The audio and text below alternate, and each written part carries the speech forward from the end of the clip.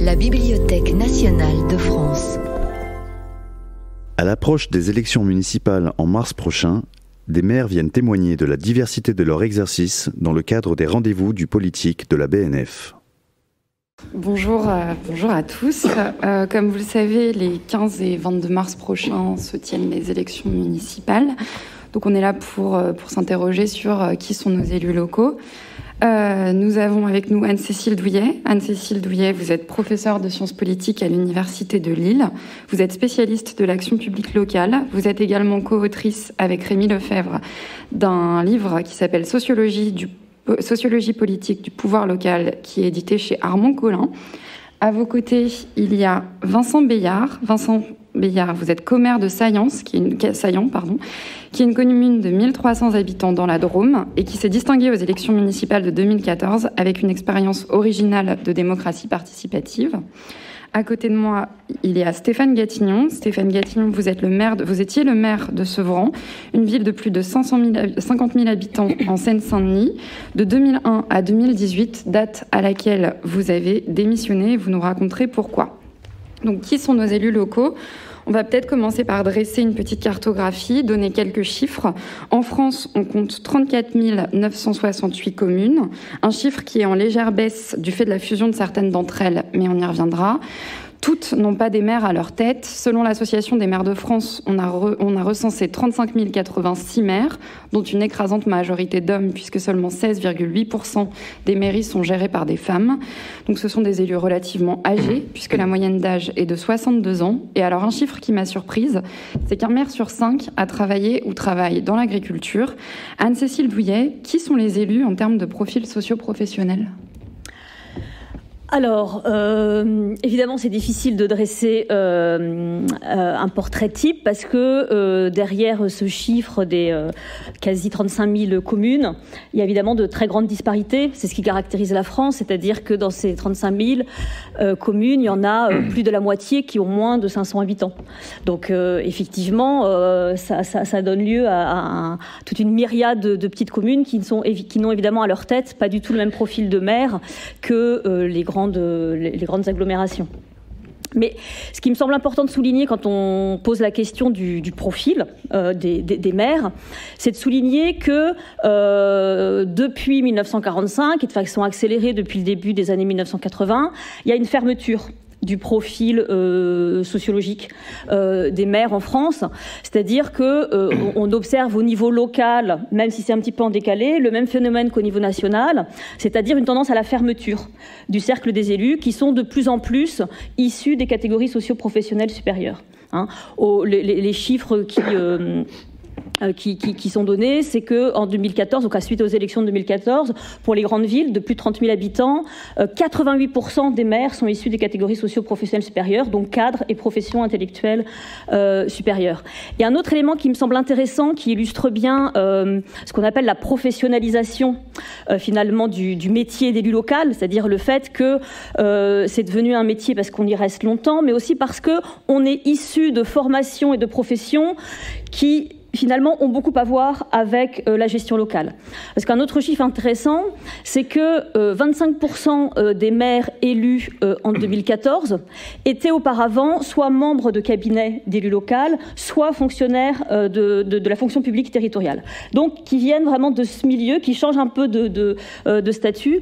Donc, voilà, ce qui montre que, effectivement, la diversité a tendance à s'affaiblir. Et donc, vous donniez le chiffre d'agriculteurs, qui peut paraître très élevé au regard du nombre d'agriculteurs dans la population aujourd'hui, mais ça a beaucoup baissé. Au début des années 70, il y avait quasiment 50% des maires qui étaient agriculteurs, du fait de la très grande du très grand nombre de petites communes, évidemment, et du fait qu'à l'époque, quasi systématiquement, c'était des agriculteurs qui étaient à la tête de ces communes. Mais ça a énormément baissé. Donc, y compris dans les petites communes, finalement, on a aujourd'hui des profils de maires, finalement, moins agriculteurs et plus de professions d'encadrement.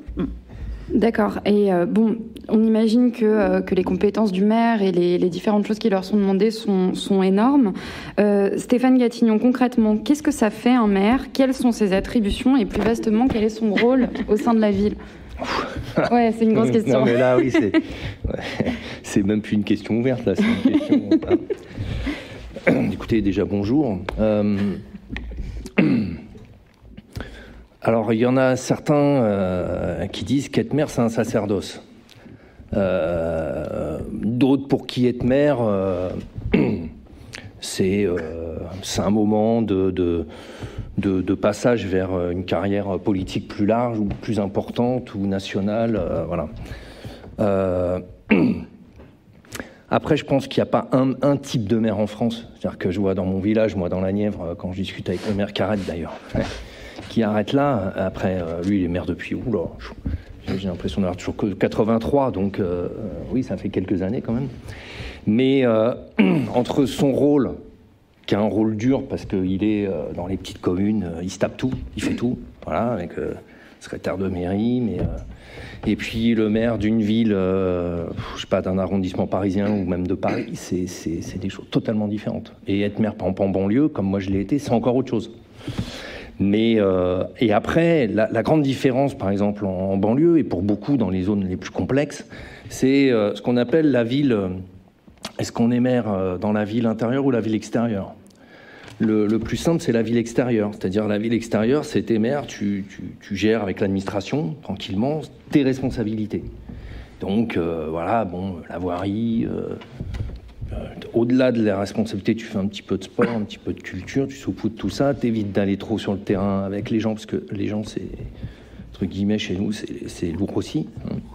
Et tu vis comme ça. Et en fait, c'est aussi ce qui se passe en ce moment. C'est-à-dire qu'aujourd'hui, moi, je le vois, et alors avec du recul tranquille, parce que je bouge beaucoup aujourd'hui encore en banlieue, c'est le décrochage qu'il y a entre le terrain et puis, enfin, les gens qui habitent les différentes, avec leurs propres contradictions, et les élus. Il y a une rupture très très forte qui s'accélère en ce moment en banlieue entre les édiles locales et une partie, en tous les cas, des populations.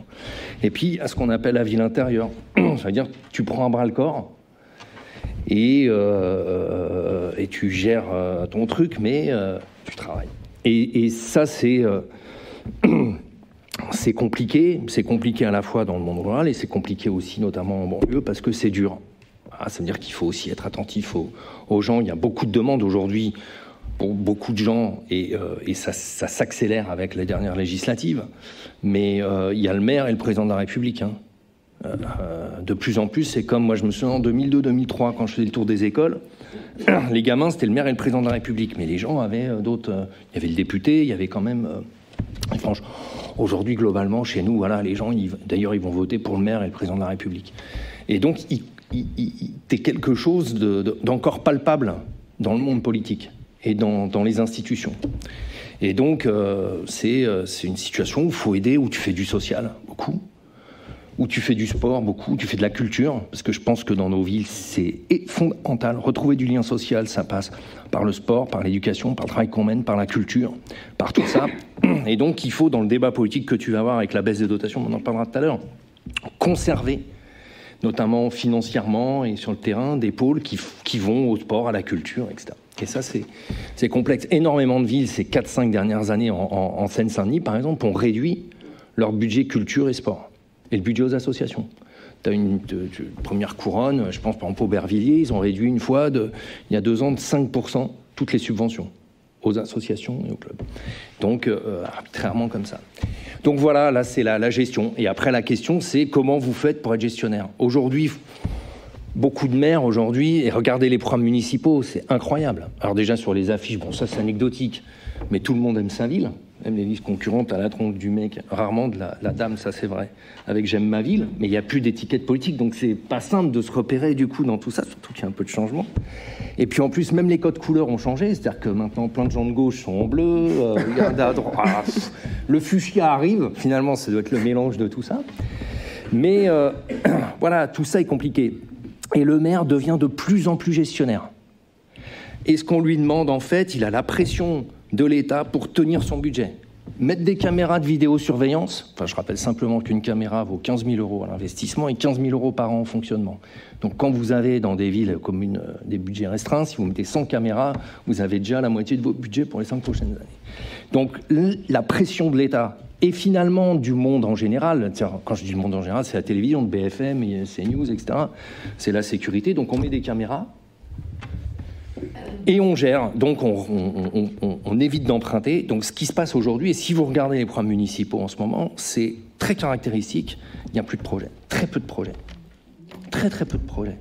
Et on est de plus, les villes, moi je vois en Seine-Saint-Denis, de plus en plus, on est sur une forme de routine, absence de vision, ce qui pose un énorme problème d'ailleurs sur la question de l'arrivée des JO en Ile-de-France pour 2024, qui est quand même assez planté et qui pose tout un tas de problèmes parce qu'il y a une déconnexion entre l'État, la région, tout ça.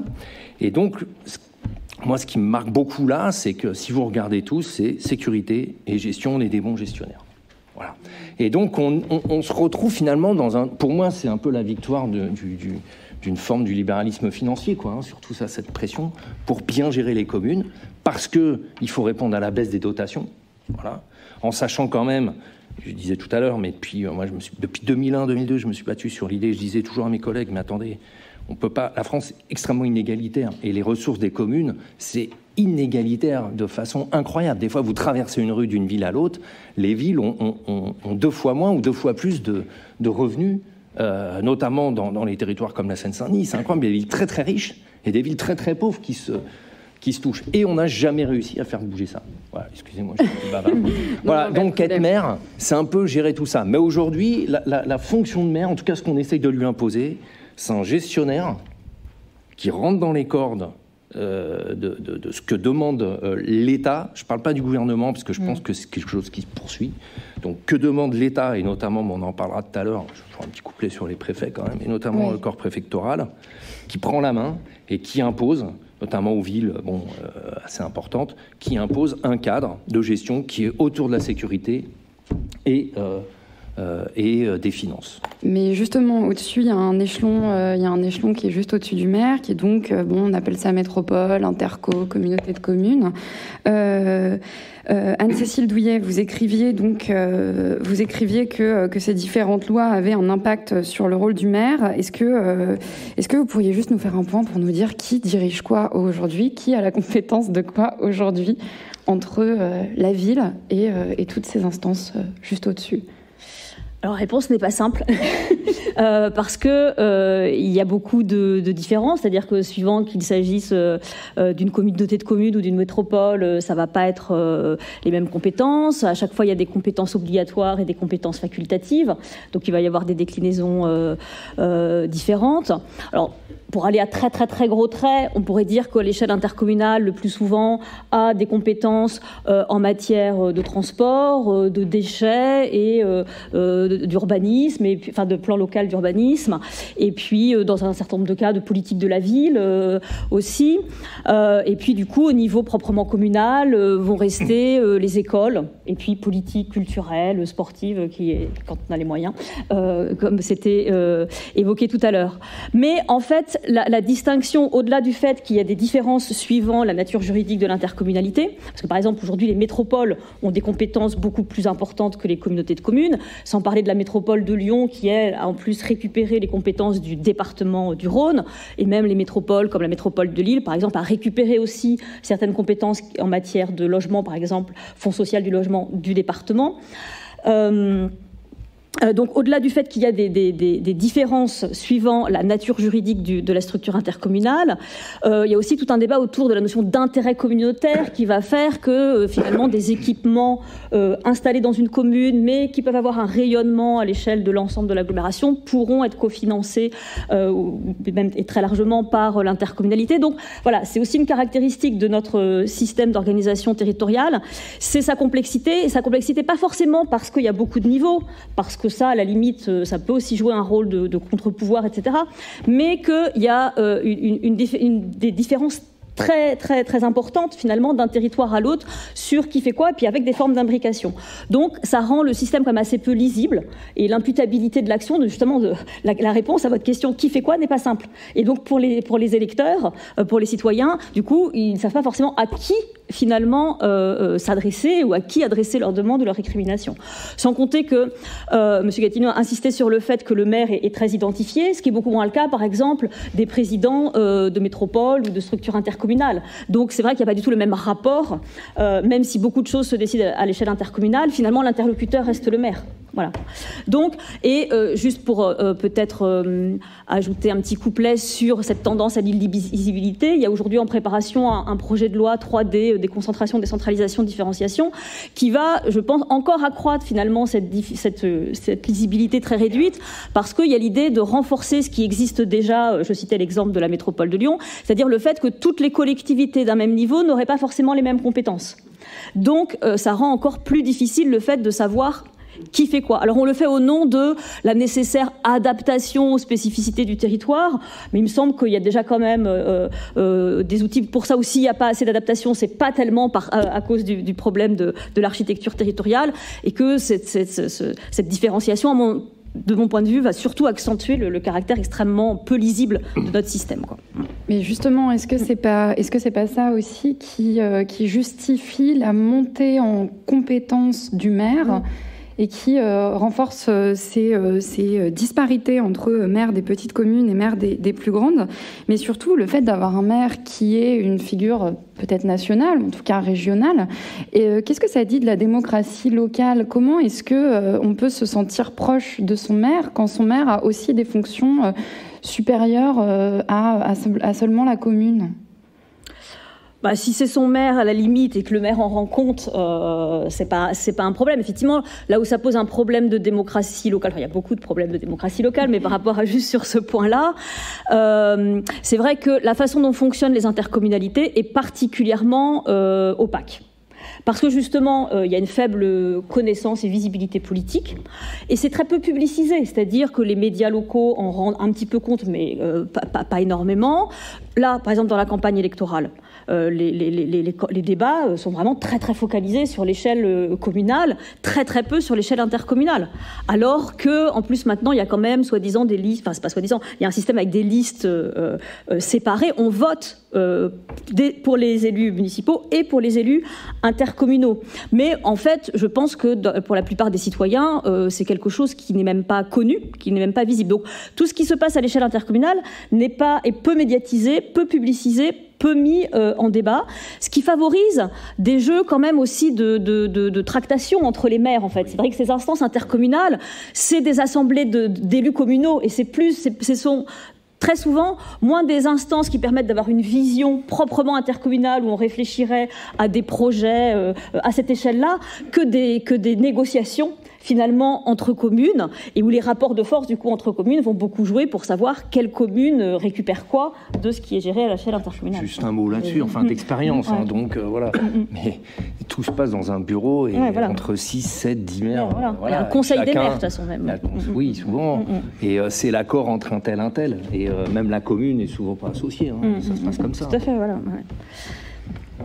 Donc c'est un des problèmes de la démocratie locale. Et justement, Vincent Béillard, donc vous êtes le commaire de Saillant, qui est une commune qui est membre de la communauté de communes du Crétois et Pays de Saillant. Et vous devez traiter avec le maire de Crète, qui n'est autre que l'ancien ministre sous le gouvernement de Dominique de Villepin, Hervé Mariton. Comment est-ce qu'on travaille avec des élus institutionnalisés, et comment est-ce qu'on travaille justement dans une communauté de communes comme la vôtre ? Bonjour à tous. Juste pour préciser, je ne suis pas une commère. On est effectivement, on forme un binôme d'élus avec la première adjointe, d'où le mot. Alors nous, effectivement, comme vous disiez, on était un peu naïfs. Hein, on n'était pas élus, on était simples citoyens. Et quand on a été en fin de compte élus à la municipalité, au niveau de l'intercommunalité, c'est vrai que ça restait un peu vague pour nous. C'était assez. En plus, on intégrait une nouvelle interco. Donc là, qui est de 15 400 habitants, 15 communes, voilà.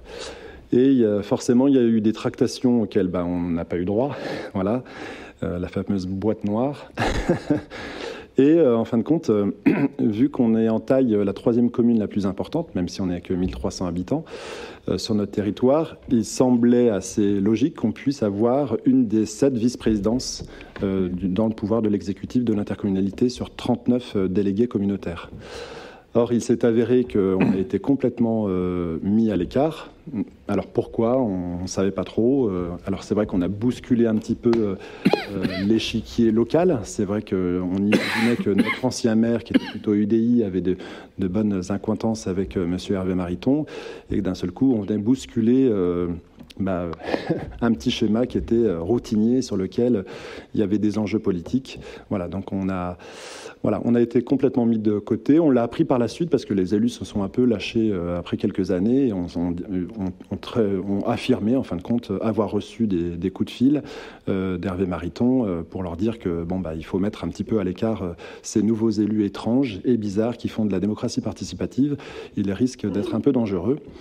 Voilà, donc on était 3 élus intercommunautaires sur Saillant, 2 de la majorité, et puis un de la minorité, c'était l'ancien maire. Et en fin de compte, c'est l'ancien maire qui a eu une vice-présidence. Voilà. Donc c'était un peu dur à avaler quand même, parce que donc on a crié un petit peu. Alors c'était légal, mais voilà, on a revendiqué quand même d'avoir été légitime au niveau du vote et de pouvoir accéder un petit peu au pouvoir de l'exécutif. Voilà, on a demandé sa démission plusieurs fois. Il y a eu des manifestations dans le conseil communautaire de citoyens de Saillant, mais aussi de la vallée, voilà, qui encadraient les élus pendant 2 heures, voilà, avec une grosse tension. Donc ça a duré un moment, voilà. Et puis au fur et à mesure, le maire ne voulant pas, l'ancien maire, on l'avait invité à travailler avec nous, il n'a pas voulu. Donc en fin de compte, il se prenait des décisions, il y avait dans le pouvoir de l'exécutif, où en fin de compte, l'ancien maire n'arrivait pas à faire le lien avec sa commune, puisqu'il n'était pas au courant des projets, des enjeux et de notre vision. Donc c'était un peu délicat. Bon, je vous la raconte un peu court. Au fur et à mesure, en fin de compte, on était très présents à tous les conseils communautaires, aux commissions de travail, dans les différentes instances. On n'hésitait pas à prendre la parole, à questionner, à travailler, à débattre, voilà, à participer. Et voilà, les relations se sont apaisées, on a gagné en légitimité, on a été reconnus, et au fur et à mesure, on a gagné une vice-présidence, suite à des démissions d'élus, on est d'accord, mais au bout de 3 ans. Et alors, ce qui est intéressant, c'est qu'au départ, donc, vous avez été élu sur un projet citoyen. Vous le dites vous-même, vous avez été un petit peu rejeté par les politiques de votre intercommunalité. Vous avez mené donc un projet citoyen, comme je le disais. Est-ce que c'est ce genre d'initiative qui pourrait un petit peu réconcilier les citoyens avec le politique? Et comment est-ce que ça s'est passé pour vous à l'échelle locale? Pour nous, c'est indéniable. Ça suffit de voter une fois tous les 6 ans, en tout cas pour les municipales, voire pour les présidentielles, et de se dire que, en fin de compte, on met son bulletin de vote et ensuite, les jeux sont faits, quoi. Et il se passe des choses sans qu'il y ait de lien avec les habitants. Je ne parle pas de tous les élus locaux, hein. Il y a des élus locaux qui sont vraiment proches de leurs habitants et puis qui sont dans la représentation, on est d'accord, mais il y a toujours un lien. Mais nous, on ne l'avait pas dans notre village. Voilà, on avait l'impression d'être complètement l'équipe municipale en roue libre, avec son maire et ses adjoints, et en fin de compte, qui n'impliquait pas l'ensemble du conseil municipal, hein, il faut le savoir, hein. C'est souvent le maire et ses adjoints qui font des petites réunions, voilà, boîte noire sur lequel on ne sait pas ce qui se passe, on ne sait pas ce qui se décide, on ne sait pas que ceci, cela.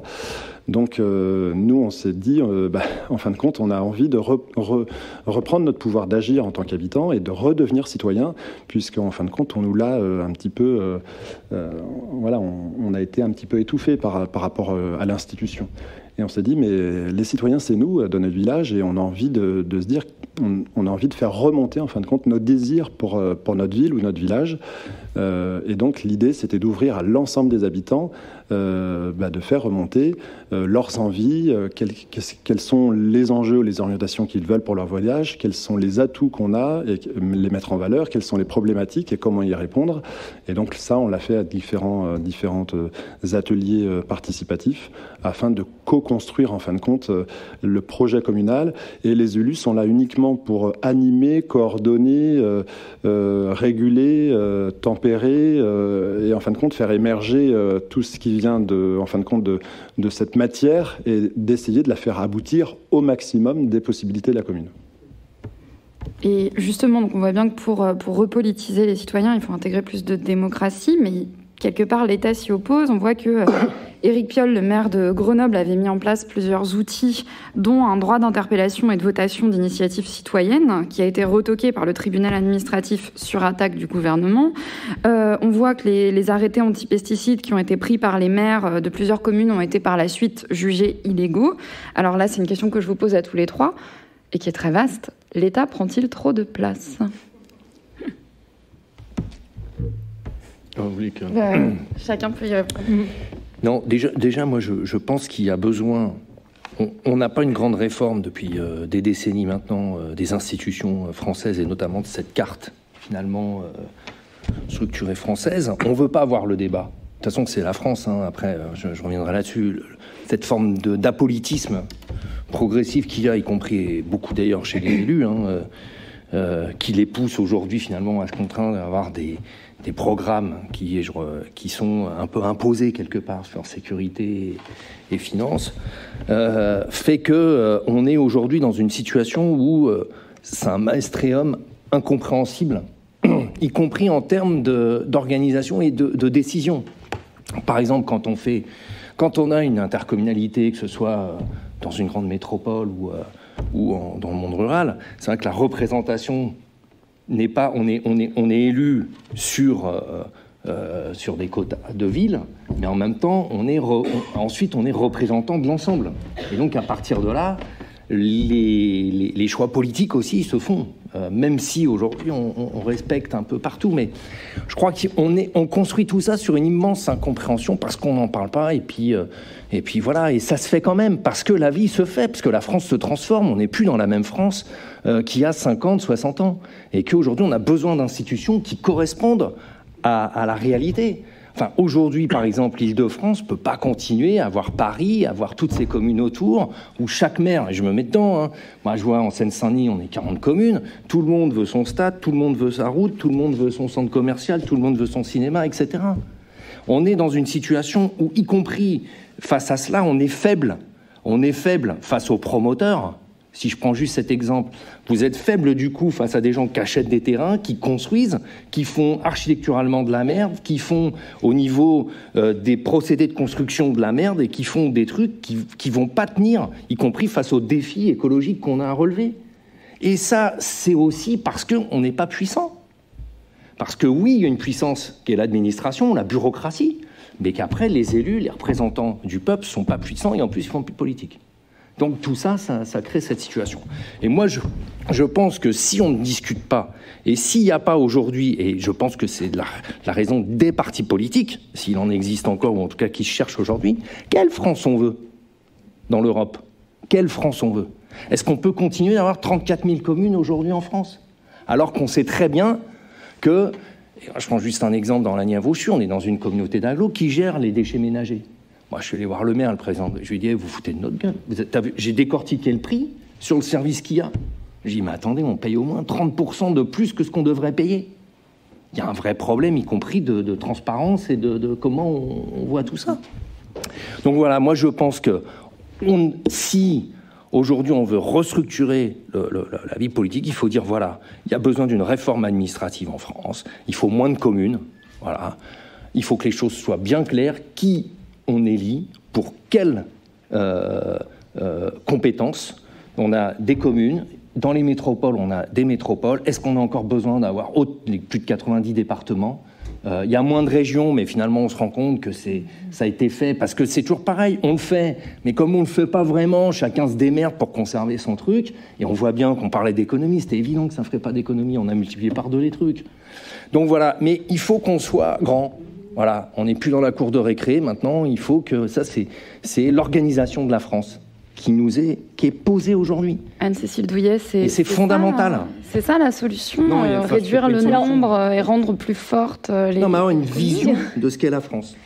Je voulais d'abord répondre à votre première question, qui était l'État prend-il trop de place? Alors juste pour préciser, parce que cette histoire de Grenoble, effectivement, ça a été retoqué par le tribunal administratif, mais sur un point précis, c'est qu'on autorisait à voter à partir de 16 ans. Et donc c'est sur ce point précis, c'est-à-dire qu'on a le droit de voter uniquement à partir de 18 ans en France. Donc c'est pas tellement sur le dispositif, parce qu'à partir du moment où c'est consultatif, ça ne posait pas de problème. Donc c'était juste par rapport à ça. Parce qu'il existe quand même des procédures, il y a quand même le référendum décisionnel local, ça existe depuis 2003. Mais effectivement, c'est le choix de l'exécutif local de lancer ce référendum. Mais s'il le lance, après, il est lié par la décision. Il y a aussi un droit de pétition localement, mais très encadré, parce qu'il faut que ce soit un 5e des électeurs, il faut qu'ensuite ce soit accepté par l'exécutif, et ensuite c'est aussi le conseil municipal qui décide s'il suit ce qu'il fait de la consultation. Donc ça existe de façon très très encadrée, mais je voulais juste revenir sur cet exemple-là, parce qu'effectivement, votre question elle peut être paradoxale, l'État prend-il trop de place? Parce qu'effectivement, on a beaucoup vanté la décentralisation, donc c'est vrai que ça peut être étonnant de se dire qu'on en est encore à un moment où l'État prend énormément de place, alors qu'effectivement, il y a eu des réformes décentralisatrices très importantes depuis le début des années 80, et que la commune, par exemple, est la seule collectivité qui a gardé la clause de compétence générale. Donc, a priori, la commune, elle peut tout faire, à partir du moment où il y a intérêt communal. Mais on reste dans un État unitaire, et donc, une commune ne peut pas faire quelque chose d'illégal. Donc, d'où le contrôle de légalité, d'où les préfectures, effectivement.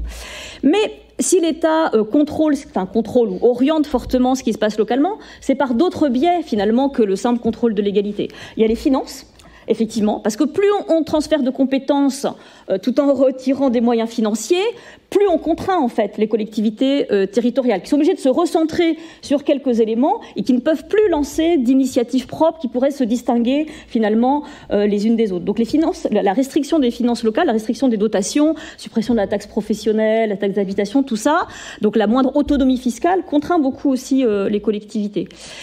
Et puis, il y a aussi tout un ensemble de politiques incitatives qui orientent aussi beaucoup finalement ce qui est fait local. Par exemple, il y avait l'exemple de la vidéosurveillance, c'est-à-dire qu'à partir du moment où l'État propose des financements spécifiques pour équiper les villes en vidéosurveillance, elles vont, je devrais dire vidéoprotection, mais elles vont d'une certaine façon saisir cette occasion puisque l'État met à disposition des financements.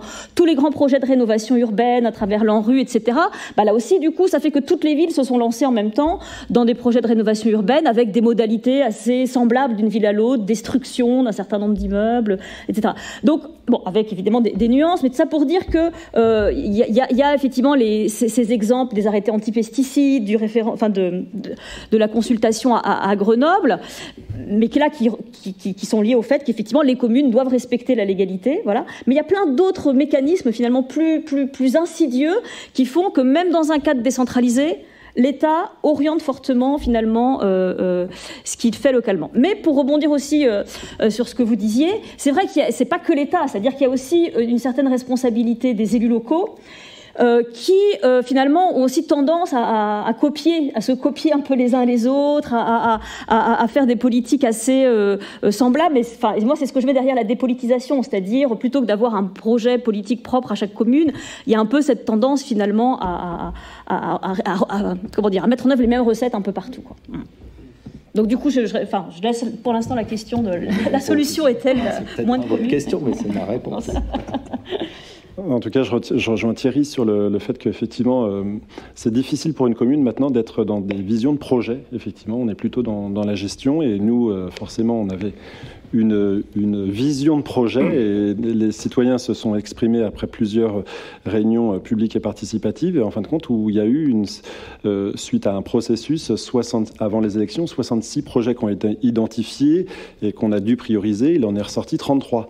Quand on est arrivé à la mairie, très rapidement, en fin de compte, on s'est aperçu que la marge de main-d'œuvre, en sachant qu'on est déjà une petite commune, donc avec des moyens qui sont les nôtres, devenait délicat avec les obligations d'État.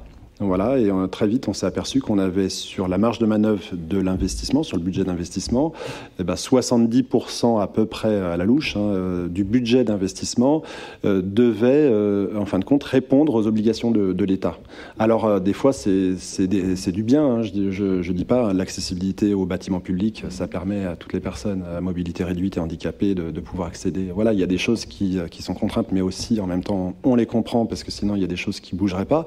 Mais en fin de compte, la marge de manœuvre s'est réellement réduite et les habitants ont été parfois déçus parce qu'il y avait vraiment des envies et la douche a été froide. On a révisé également notre plan local d'urbanisme. Là aussi, une vision de l'État qui est aussi... est un peu contradictoire et qui, alors avec les enjeux du réchauffement climatique, ça c'est intéressant, et qui resserre un petit peu en fin de compte, et qui évite l'étalement urbain pour protéger les terres agricoles. Mais à un moment donné, quand on travaille avec l'ensemble des habitants, nous on a fait un PLU de dingue, on est ressorti complètement rincé de ça avec tout ce qu'on a pu faire sur la participation. Mais en fin de compte, il y avait vraiment un choix qui a été fait, en plus avec des gens tirés au sort qui ont arbitré sur le PLU. On n'était que 4 élus et il y avait 12 citoyens tirés au sort. Donc vraiment, c'était une expérience intéressante. Et ils ont validé des extensions nouvelles à l'habitat. Et en fin de compte, d'un seul coup, l'État vient nous dire non, là, il y a une discontinuité par rapport à la loi montagne. Et puis je leur dis non, mais vous nous dites ça à la fin. Je les ai emmenés sur le terrain. Elle est où la discontinuité? Vous voyez, il y a la petite route et il y a un mur de 2 mètres. Et c'est ça la discontinuité. Alors qu'il y avait un projet intéressant d'éco-hameau, 100% passif de 9 logements sur lequel il y avait un groupe qui travaillait depuis 7 ans dessus et en fin de compte qui en même temps aurait été un projet exemplaire pour la commune parce que ça aurait tiré éventuellement d'autres propriétaires ou de futurs investisseurs à se dire on voit ce qui s'est fait sur la commune de Saillant, au final faut aller vers ce type de projet, voilà, et on nous dit que non, il y a de la discontinuité. Alors justement, on voit bien que Excusez-moi, juste là-dessus, sur la question de l'État. On parlait de l'ANRU tout à l'heure. Dans les politiques de contrainte de l'État qui ne sont pas dites, justement. Moi, Sevran, c'est un des plus gros ANRU de France. Et entre le départ avec Borloo, où moi j'ai une discussion avec lui, parce que comme j'étais le premier maire de gauche à rentrer dans l'ANRU avec Jean-Louis, on arrivait toujours à se mettre bien d'accord. Stéphane s'est dit, tu fais ce que tu veux. Donc on a commencé à bosser avec les habitants, tout ça, on a fait un truc pas mal. Mais l'État, pour eux, dès le début, c'est « mais vous cassez pas assez ». J'ai dit « mais attendez, moi j'ai failli en venir aux mains dans une réunion avec un préfet quand même, je l'ai chopé par le col et j'ai dit « ça sera comme ça quoi ». On peut. Après tu te mets mal avec le corps préfectoral, mais bon, ça c'est... Et après, quand tu rentres pas dans le moule, derrière, tu as tout un tas de dossiers qui avancent pas. Voilà, donc tu es obligé de te battre en permanence, taper du poing sur la table, faire des trucs...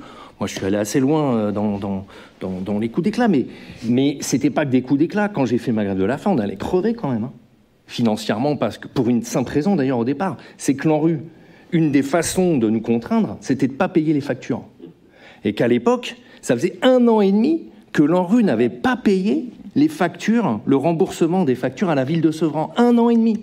Donc on avait 5 millions dehors. En novembre 2012, quand je commence ma grève de la faim, parce qu'on n'avait plus de trésorerie, on pouvait quasiment à la fin plus payer les salaires. Parce qu'il faut savoir qu'une commune, la première chose qu'on paye, ce sont les intérêts des emprunts. On paye d'abord les banques. D'abord les banques. La première ligne dans tous les mois qui s'en va, c'est ce qui va aux banques. Et seulement après au personnel.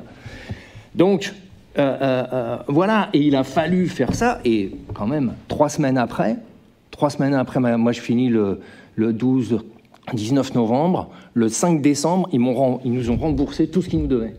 Voilà. Comme quoi, vous voyez, c'est parce qu'il y avait... et ça, c'est coercitif derrière. Ils vous obligent. Et après, attendez, quand le maire, même si c'est quand vous retrouvez avec le préfet à égalité des chances et le préfet en face de vous, dans son bureau, qui vous dit, monsieur le maire, si vous faites pas ça, là, en gros, vous avez pas ça, machin. Les mecs, oui, beaucoup acceptent. Et je vous parle pas du monde rural où on est sur des petites communes, je vous parle de grandes communes de l'Île-de-France. Donc voilà, c'est ça. Il y a plein de moyens de pression et de coercition sur les élus locaux. Et puis, tout à l'heure, on parlait, mais attendez, aujourd'hui, un maire, attendez, quand vous avez plus, notamment dans nos villes, vous n'avez plus l'urbanisme. Vous n'avez plus l'habitat-logement. Vous n'avez plus l'économie. Voilà. Vous n'avez plus la rénovation urbaine. Moi, je vois le projet de rénovation urbaine à Sevran. Je pense qu'en 3 ans, le nouveau, en 3 ans, rien n'a bougé. Rien n'a bougé. Voilà. Parce que comme c'est au-dessus, les mecs, ils arrivent, et puis nous, maintenant, c'est 500 000 habitants quand même, notre territoire. Ça avance pas. Alors les bailleurs se mettent d'accord, ils reçoivent des fonds pour refaire ou casser des immeubles, mais on est sorti complètement du terrain, quoi. Voilà. Donc il y a plein de moyens de coercition. C'est pas tellement là, c'est tout ce qui est autour qui te tient. Excusez-moi. Non, mais c'est intéressant parce qu'avec ce type de renoncement finalement aux programmes sur lesquels un maire peut être élu, on arrive à créer une colère populaire. Bon, je vais sortir les gilets jaunes du chapeau, mais au final, les maires sont les premiers à avoir perçu cette colère sociale. Comment est-ce que, bon, là je m'adresse surtout aux élus, comment est-ce qu'on fait remonter cette colère à l'État centralisé? Comment est-ce qu'on dit, attention, là il y a mal-être de la population, il faut faire quelque chose, il faut agir? L'un ou l'autre. Allez-y, vous êtes en vert alors. C'est pas évident pour moi de dire qu'on fait remonter une colère. On essaye de rencontrer les institutionnels et puis de leur faire passer un petit peu, nous, entre des projets ou des revendications. On a eu nos gilets jaunes assaillants, alors pas au début, voilà, mais du fait qu'on a un beau rond-point, quelques mois ont passé et le rond-point est devenu assez symbolique d'ailleurs dans la vallée. Même il y avait plus de monde assaillant qu'à Cray, in fine. Voilà, ça a rassemblé les gens de la vallée forcément assaillants. Et donc, nous, on se fait le relais au niveau en allant voir la sous-préfecture, en leur disant en leur refaisant de remonter des choses, mais en fin de compte, on a l'impression de parler, voilà, dans le vide. Moi, j'étais plus élu quand il y a eu les gilets jaunes, mais non, moi après, ce qui est très particulier, c'est que c'est vrai que les gilets jaunes dans nos territoires de banlieue, il y en a eu peu. Ça se marque par d'autres choses. Par contre, la rupture très très forte, ce que j'ai dit tout à l'heure, entre y compris les élus locaux et les populations, est de plus en plus marquée. Moi, je sens d'une façon. Alors, peut-être que ça vient aussi du fait que quand tu es très présent sur le terrain, c'est un peu autre chose, mais ça, c'est très très marqué. Et puis il y a une idée que de toute façon, attendez, moi chez nous, les gens vivent leur vie, quoi. C'est-à-dire que on croit plus. Il y a plus. C'est pas l'État qui va régler les problèmes, donc les choses se font. Et après, dans mon village, au bistrot, ça a été simple. Hein, c'était mais toi, t'étais le premier gilet jaune avec ta tante devant l'Assemblée, donc voilà quoi. Mais je pense que, là, c'est pas tant à l'État, c'est aux politiques. Je trouve que les partis politiques aujourd'hui n'ont pas travaillé sur cette question des gilets jaunes et de la réponse. On revient toujours à ce que je disais tout à l'heure. Quelle France on imagine, comment on sort de tout cela, et comment aussi on a, ce qui est quand même aberrant aujourd'hui, ce que je vous ai tout à l'heure. Pour moi, Macron, c'est un coup d'État de la bureaucratie, de la haute administration en France pour prendre en main le pouvoir politique et être calé avec notamment les choix budgétaires de Bercy, parce que si on regarde, on est un peu là-dessus. Et ce qui est impressionnant, c'est quand même cette idée que il y a plus le choix pour les gens, pour tout le monde. En fait, tu peux dire quelque chose, mais on s'en fout. Vous voyez ce que je veux dire? C'est comme pour l'histoire des retraites. Moi, l'histoire des retraites, c'est un truc complètement aberrant. Le fait qu'on ait toujours l'histoire de l'âge pivot à 64 ans, que ça n'a toujours pas été... c'est-à-dire que c'était Coluche. Finalement, on est peut-être dans le communisme, et cause toujours, tu m'intéresses. Mais voilà, on est dans un moment, on parlait de démocratie, mais en termes politiques, comment on entend la société, comment on répond aux questions de la société. Aujourd'hui, on est quand même dans ce cas d'école vachement intéressant. Et ça va donner quoi, tout ça, à la fin? Mais justement, est-ce que ça peut passer par le maire, Anne-Cécile Douillet? Alors effectivement, c'est une grande question, le rapport entre le local et la démocratie. Est-ce que la démocratie, finalement, elle se joue d'abord au local? Bon, d'une certaine façon, c'est un peu comme ça qu'a été vendue, si je puis dire, enfin en tout cas légitimer, justifier la décentralisation. Cette idée, une politique décentralisatrice, c'est plus de démocratie parce qu'on rapproche le pouvoir des citoyens, parce que justement, c'est des élus plus que la technostructure, donc les services de l'État localement qui seront maîtres des projets. Mais en soi, il me semble que décentraliser, ce n'est pas faire plus de démocratie, en soi. Parce que, finalement, si on en reste dans le cadre institutionnel, la démocratie locale, elle fonctionne comme la démocratie à l'échelle nationale, c'est une démocratie principalement représentative, et d'une certaine façon, c'est pire au niveau local. Parce que le maire, il est à la fois chef de l'exécutif et président de l'Assemblée, du Conseil. Parce que l'opposition est extrêmement réduite localement du fait du mode de scrutin. La liste majoritaire a 75% des sièges déjà, puisqu'il y a la prime majoritaire. Les droits de l'opposition sont quand même assez réduits. Donc finalement, la démocratie locale dans le cadre institutionnel, c'est pas joli. Enfin, c'est pas mieux, en tout cas, c'est pas mieux que la démocratie telle qu'elle existe à l'échelle nationale. Après, ce qui est intéressant au local, c'est que peut-être malgré tout, ça permet plus d'expérimentation. Alors, c'est vrai qu'il y a eu toute une grande vague de démocratie participative, donc pas la façon dont elle est mise en place à Saillant, mais effectivement, depuis les années 2000, on fleurit tout un tas de dispositifs participatifs locaux, dont on connaît, dont on a beaucoup analysé les limites, parce que de fait, ils sont restés très contrôlés par les élus.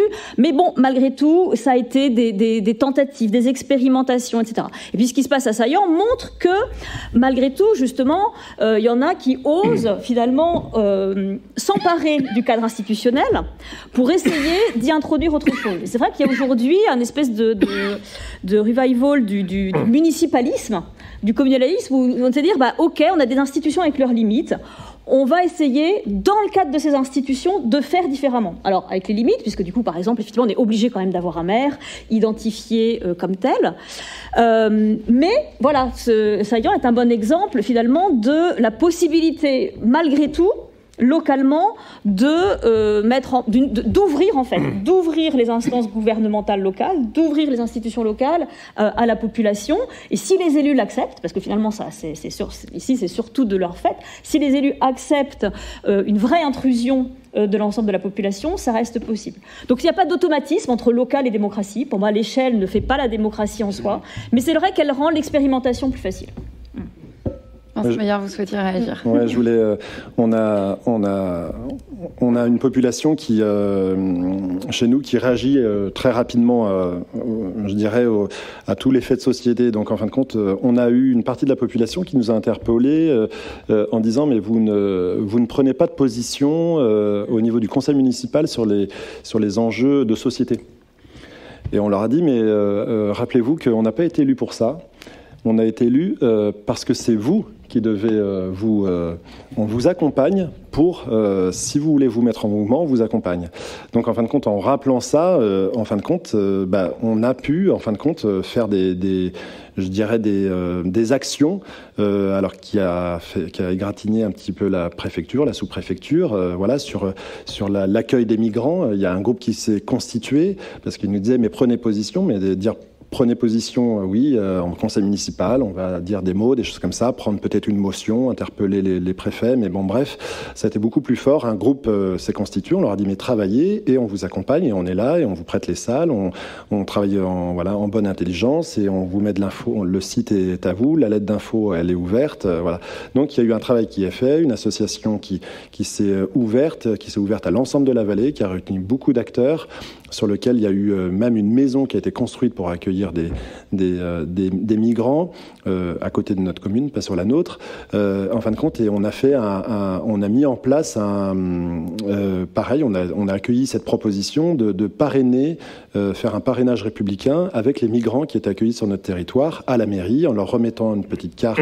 Alors c'est symbolique, le tampon de la mairie, mais ça mettait une pression aussi sur la préfecture en disant quand on va analyser leur dossier, si on leur dit non, ça risque de ruer après dans les brancards. On a fait la même chose pour la voie ferrée qui était un peu menacée sur la ligne Paris-Briançon. Là, pareil, mobilisation de l'ensemble de la vallée, interpellation des élus, de la députée, des choses comme ça, manif, blocage de train. Ça a bougé. On a fait la même chose pour la Poste. En ce moment, on manifeste. On va presque à menacer d'aller à un moment donné s'enfermer dans la Poste, bloquer les actions, pour dire stop, il y en a ras-le-bol, on existe et on a besoin de nos services et toute la population est avec nous. Donc en fin de compte, on met énormément de pression, mais en fin de compte, c'est beaucoup d'énergie parce que ça, c'est en plus de tout ce qu'il y a à traiter au quotidien. Alors, est-ce que c'est... Je voulais rajouter un truc, vous parliez des maires. Je pense que, y compris le gouvernement, a loupé un truc de fou sur la banlieue. C'est quand on a monté tout le travail qui a abouti au rapport Borloo, il y a 2 ans. Moi j'avais animé le groupe des élus, donc on avait quand même fait un tour de France en regroupant des élus, les maires, les associations locales et grandes associations nationales, qui a abouti sur ce qu'on a appelé le rapport Borloo, qui n'est pas la panacée de la panacée, mais qui était un premier travail, et surtout il y avait une dynamique derrière. Quand on voit la réception... qui n'a surtout pas été suivie. Non, mais quand on voit justement la réception du rapport et la fin de non-recevoir de tout ça, y compris de la dynamique qu'il y avait à côté. Moi je peux vous dire... partout, hein, Roubaix, nous, on a accueilli sur le sport, on avait énormément d'assos de partout, Roubaix, tout. Vraiment, ça a mobilisé des gens. Et du coup, par contre, derrière, ça a flingué à la fois les élus en disant, bon, bah, allez hop, chacun est reparti dans son coin et pas grand-chose. Et puis aussi les assos en disant, bah, même ce que vous faites, ça sert à rien. Donc, ça a brisé vraiment un élan très très fort sur un secteur en France. Et il y avait un truc à prendre là aussi. Alors c'est crevant, c'est décourageant. Il y a une enquête du Cevipof qui dit que 28% des maires n'envisagent pas de se représenter. Ça fait quelques semaines, quelques mois qu'on parle de crise des vocations. Est-ce que c'est nouveau ? Est-ce que c'est nouveau ? Est-ce que c'est ou est-ce que c'est un marronnier qui reviendrait tous les 6 ans ? La crise des vocations. J'ai l'impression. Allez-y. Oui, enfin quand même, à chaque élection municipale, effectivement, c'est quelque chose qui est mis en avant, la crise de vocation des maires. Alors, qui peut exister, hein, je nie pas du tout les difficultés, mais finalement, si on raisonne encore une fois à l'échelle de l'ensemble des communes, cette insistance sur la crise des vocations cache quand même un fait, qui est que les élus restent longtemps maires. C'est-à-dire beaucoup d'élus restent longtemps maires. J'avais noté qu'en 2014, finalement, 25% des maires des villes de plus de 30 000 habitants étaient là depuis plus de 18 ans. Donc en fait, c'est quand même aussi une caractéristique de la démocratie locale, c'est qu'il y a une longévité électorale plus importante à l'échelle locale municipale qu'à l'échelle nationale, pas que pour les députés. Donc certes, effectivement, des difficultés, des crises de vocation, des difficultés pour les petits maires qui manquent de ressources pour mener des projets tout simplement, ou difficultés effectivement dans des communes plus importantes du fait des contraintes de plus en plus fortes qu'ils peuvent poser. Mais malgré tout, voilà, les élus, une fois qu'ils sont en place, un certain nombre en tout cas, ils prennent goût et cherchent plutôt à se faire réélire. Il y a quand même une proportion très importante de maires sortants qui se représentent à chaque élection. Et finalement, j'ai regardé un petit peu, en 2014, il n'y avait que dans 61 communes, et des petites communes en fait, de moins de 1000 habitants, où il n'y avait pas de candidat. Hein. Donc ça existe, mais c'est extrêmement minoritaire. Et donc, voilà, sans nier le phénomène, je trouve que cette insistance a quand même tendance à cacher un autre phénomène qui me paraît plus massif, qui est quand même l'ancrage durable et le cumul des mandats dans le temps qui caractérise en fait la démocratie locale, quoi. Et justement, ce cumul des mandats, est-ce que ça ne fait pas aussi partie des éléments qui découragent un petit peu les électeurs ? L'un ou l'autre, peu importe, qui veut. Moi, je suis Vous avez été maire longtemps. Moi, j'ai été maire longtemps. Je pense qu'il y a... Mais vous voyez, je suis même pas dans la moyenne. On me disait 62 ans. Donc moi, ça, j'ai encore une vie devant moi, tranquille. Non, je pense qu'après, c'est vrai que je connais beaucoup d'élus qui sont en 3e, 4e, voire plus de mandats, et qui ont un certain âge assez avancé. Et quand on discute ensemble, et il y en a, de toute façon, tu lâcheras jamais. Tu lâches 6 mois après, t'es mort, quoi. Voilà, c'est ça aussi. C'est-à-dire que c'est leur vie. Mais ce qu'il faut savoir aussi, quand tu as fait 2-3 mandats, alors ça dépend des territoires, mais même mon maire dans mon village, il est aussi, depuis 83, je lui ai dit, c'est pas possible, quoi, faut penser. Alors tout le monde est écrasé autour, donc il n'y a personne qui veut vraiment reprendre, c'est compliqué, etc. Après, bon voilà, moi je pense qu'il faut il faut à un moment, le vrai problème de faire trop de mandats, c'est qu'à un moment, tu as la question, surtout dans les grandes villes, c'est aussi, faut avoir la niaque, et puis il faut savoir se remettre en cause et pouvoir avancer. Puis c'est pas ça, la société change tellement. C'est que je vois, moi, des maires qui sont âgés, ils pensent qu'on est toujours dans les années 80-90, quoi. Alors, t'es en 2020, c'est le bordel, quoi. On n'en est plus là. Tout évolue. Ne serait-ce que la question des sciences et du rapport aux jeunes. C'est super compliqué aujourd'hui. Moi, j'ai des enfants qui sont ados. C'est que le rapport sur les nouvelles, sur tout ce qui est écran, cette nouvelle vision de la société qui arrive petit à petit, nous interroge sur comment nous on se situe, comment on avance et tout ça. Donc la question du nombre de mandats est une vraie question quand même. Voilà, on ne peut pas continuer. Franchement, vous avez fait 3 mandats, que ce soit dur ou pas dur, je pense que vous avez fait quand même le tour de la chose. Et il faut pouvoir faire autre chose. Après, ça impose aussi un statut de l'élu. C'est-à-dire quand vous sortez, il faut que vous puissiez avoir... parce que c'est dur aujourd'hui, le statut de l'élu, c'est quoi? C'est que on est au purgatoire pendant 3 ans. C'est-à-dire que quand tu as été président d'exécutif aujourd'hui, c'est la loi anti-pantouflage qu'avait mis en place Sarkozy, et que notre camarade Hollande a instauré au maire au président d'exécutif de plus de 30 000, je crois, habitants, en 2013, qui fait que pendant 3 ans, vous ne pouvez pas travailler pour ou dans une entreprise avec qui vous avez passé un contrat. Sauf que vous regardez dans les villes importantes, moi j'ai passé des contrats avec tout le monde. Voilà, que ce soit... Donc, à un moment, vous dites, oh, ça va devenir compliqué quand même. Donc, vous voyez, donc si vous n'êtes pas retraité, avec une petite retraite, alors, parce que nous, on est encore jeunes, qu'est-ce que sera notre retraite? On n'en sait rien, mais si vous n'êtes pas retraité ou fonctionnaire, c'est compliqué. C'est très compliqué. Et d'ailleurs, vous allez voir à l'Assemblée, avec les gens qui sont à l'Assemblée, les difficultés qu'il va, parce que beaucoup vont perdre aux prochaines élections, je pense, enfin, on peut le penser, ça va être une situation un peu complexe. Donc, il y a ça. Il y a ça qui est quand même un élément. Vous ne pouvez pas dire aux élus aujourd'hui qui veulent sortir à un moment, tu fais quoi derrière? Mais alors vous, qu'est-ce qui vous a poussé à démissionner? Je rappelle que vous avez démissionné. Non, mais moi, en 3 mots. 2018. J'avais fait beaucoup de mandats. Non, mais... En plus, j'ai été conseiller général aussi et conseiller régional. Mais... Oui, non, dans le sens, c'était le moment de partir pour plein de raisons. Oui, déjà parce que j'avais une relation très tendue avec les corps de l'État, la préfecture, le préfet, la préfète à égalité des chances, une partie des corps de l'État pour plein de sujets. Hein. J'ai eu les sujets financiers, les sujets des projets. On s'est affrontés parce qu'on avait un nouveau quartier qui sort d'une zone qui était polluée et à l'intérieur desquels on avait certains projets. Mais pour les services de l'État, il fallait construire absolument que du logement social de base.